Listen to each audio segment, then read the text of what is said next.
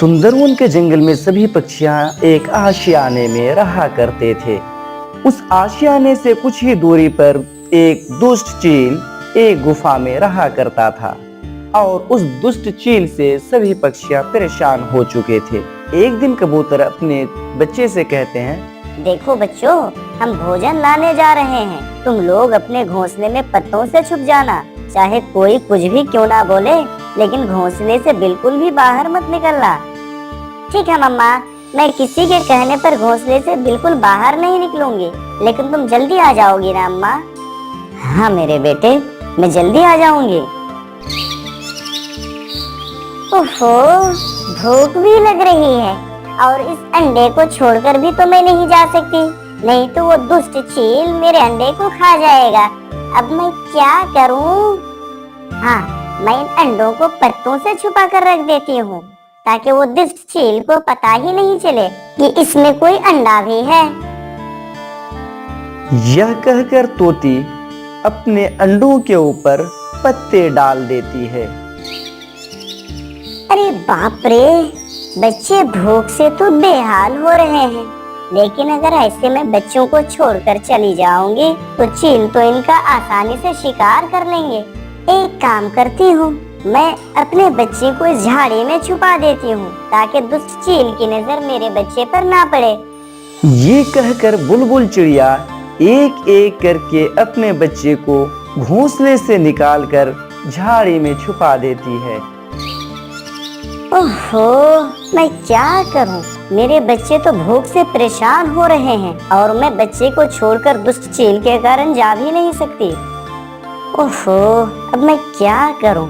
हाँ, एक काम करता हूँ, पेड़ के खोखले भाग में मैं अपने बच्चे को छुपा देती हूँ।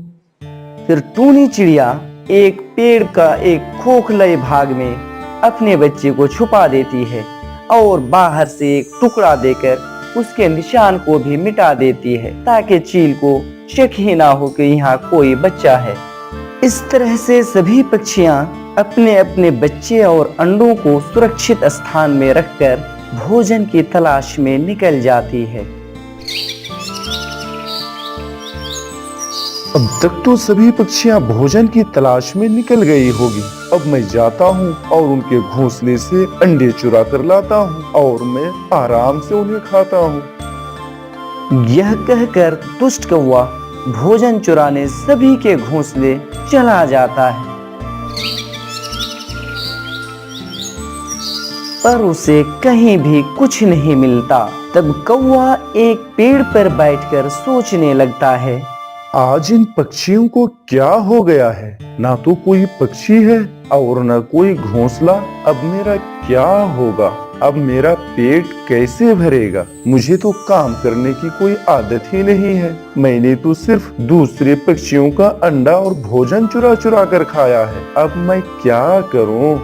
कौवा ये सोच ही रहा था कि तभी एक दुष्ट चील वहां से गुजर रहा था।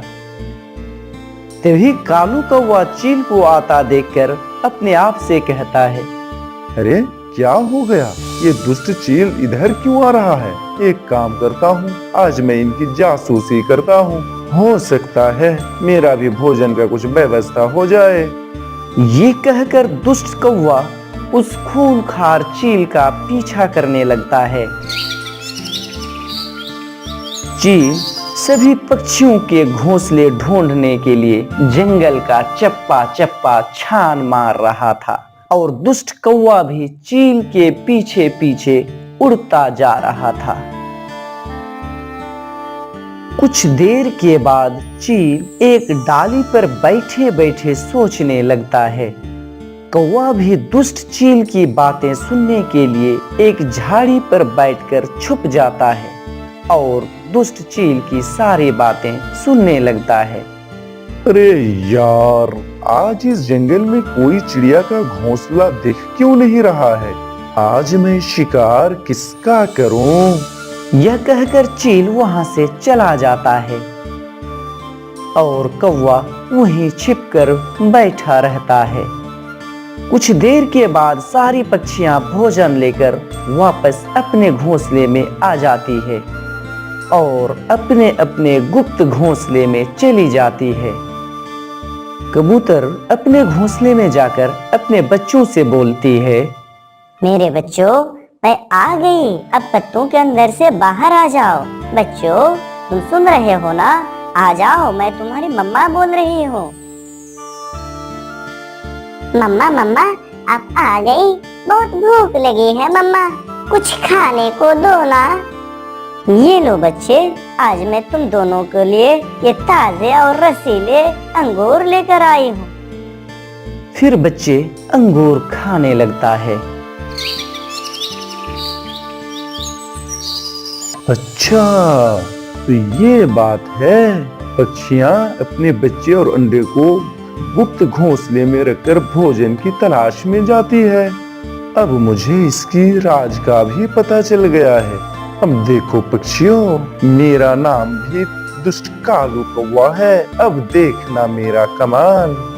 यह कहकर दुष्ट कौवा कबूतर के पास जाता है और कहता है, कबूतरी बहन, ओ कबूतरी बहन, आज मेरे पेट में दर्द कर रहा था, इसलिए भोजन लाने नहीं जा सका। कुछ खाने दो ना। कालू भैया, आज मुझे बस थोड़ा सा ही भोजन मिला था, वो मैं अपने बच्चे को दे दिया, वो खा लिया। तुम एक काम करो कालू भैया, तुम तोती बहन के पास चले जाओ, उसका बच्चा भी नहीं है और हो सकता है भी उसके पास भोजन है। तुम जल्दी से उसके पास चले जाओ। लेकिन दीदी, मैं उसका घोंसला तो जानता ही नहीं हूँ। सामने जाके बाएं तरफ एक पेड़ में उसका घोंसला मिलेगा, उसी में उन्होंने अपने अंडे को पत्ते से छुपा के रखा है। ये सुनकर दुष्ट कौवा तोती के घोंसले में चला जाता है। तोती बहन, आज मेरा सर दर्द कर रहा था, इसलिए भोजन लाने नहीं जा सका। मुझे बहुत भूख लगी है तोती बहन, कृपया मेरी कुछ मदद कर दो। तोती बहन, मुझे कुछ खाने दो, भूख से मेरी हालत खराब हो रही है। कालू भैया, आज मैं सिर्फ एक ही अमरूद लाई थी, वो तो मैं खा गई। तोती बहन, एक बात तो मेरी समझ में नहीं आ रहा है, सारी पक्षियां अपना घोंसला गुप्त स्थान में क्यों बना रखी है? पहले तो ऐसा कुछ भी नहीं था। अरे कालू भाई, तुमको नहीं मालूम, इस जंगल में एक खूंखार चील आया है, और जब हम सभी पक्षियां भोजन की तलाश में जाते हैं तो वो खूंखार चील आकर हमारे अंडों और बच्चों को खा जाता है।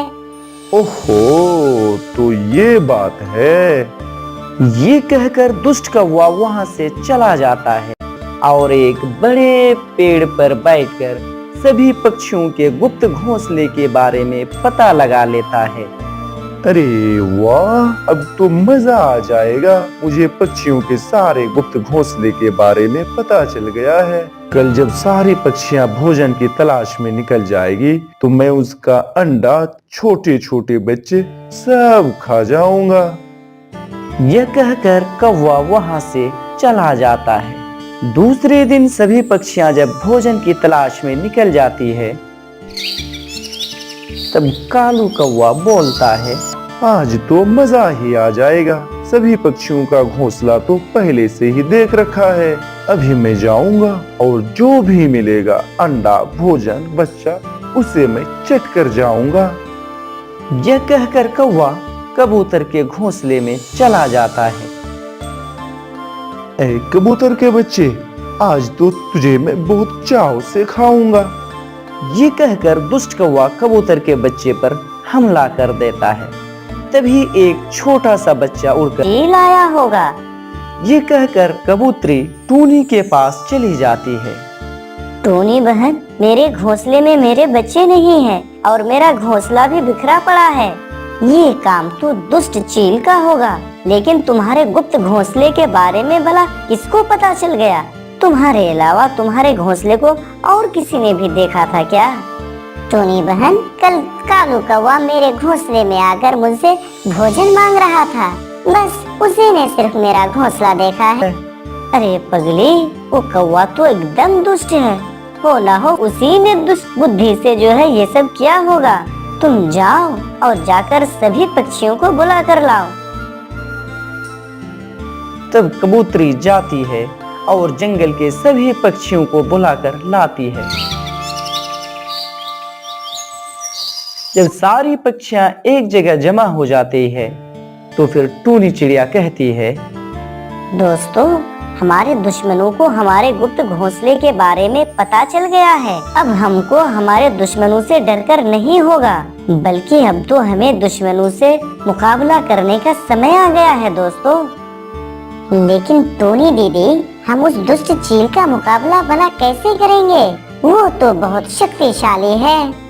चाहे वो कितनी भी शक्तिशाली क्यों ना हो जाए, हम सबों के सामने उसकी शक्ति तो कम पड़ ही जाएगी। हम सभी पक्षियाँ कल सुबह होते ही आग को नहीं समझ पाती है और कहती है, ठीक है कालू भैया, कोई बात नहीं, तुम मेरा घर ले लो और तुम्हारा घर मुझे दे दो। ऐसे ही कुछ दिन बीत जाते हैं। फिर कालू कौवा के पेड़ पर मीठे मीठे और रसीले आम फल जाता है और टूनी चिड़िया के पेड़ में खट्टे नींबू।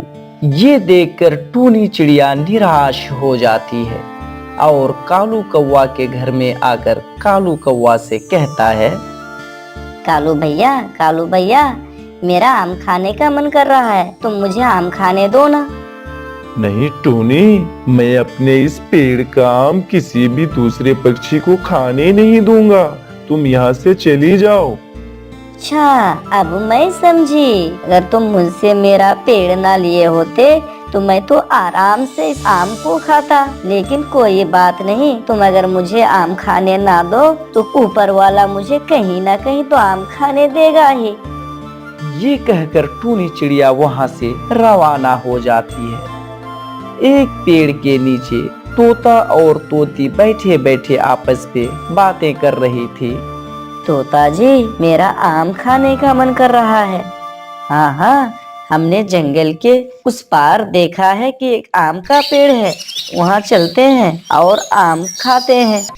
फिर तोता और तोती वहाँ से चला जाता है और कालू कौवा के आम के पेड़ पर बैठकर आम खाना शुरू कर देता है। ये सारी बातें आम खाते वक्त दोनों कर ही रहे थे कि कालू कौवा खिड़की के अंदर से देख लेता है कि तोता और तोती उसके पेड़ पर बैठे बैठे आम खा रहा है। तभी कालू कौवा डंडा लेकर जाता है और कहता है, भागो यहाँ से, तुम दोनों भागो।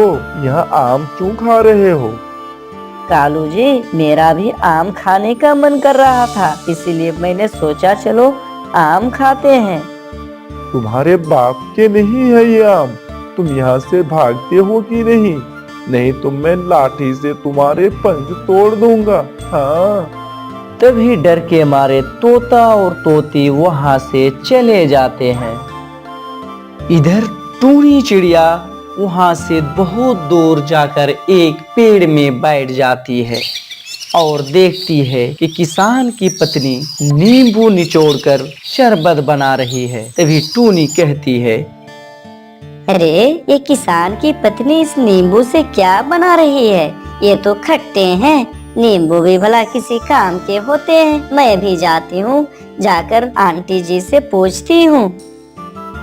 आंटी जी, ये नींबू से आप क्या बना रहे हैं? ये भी कोई काम की चीज है?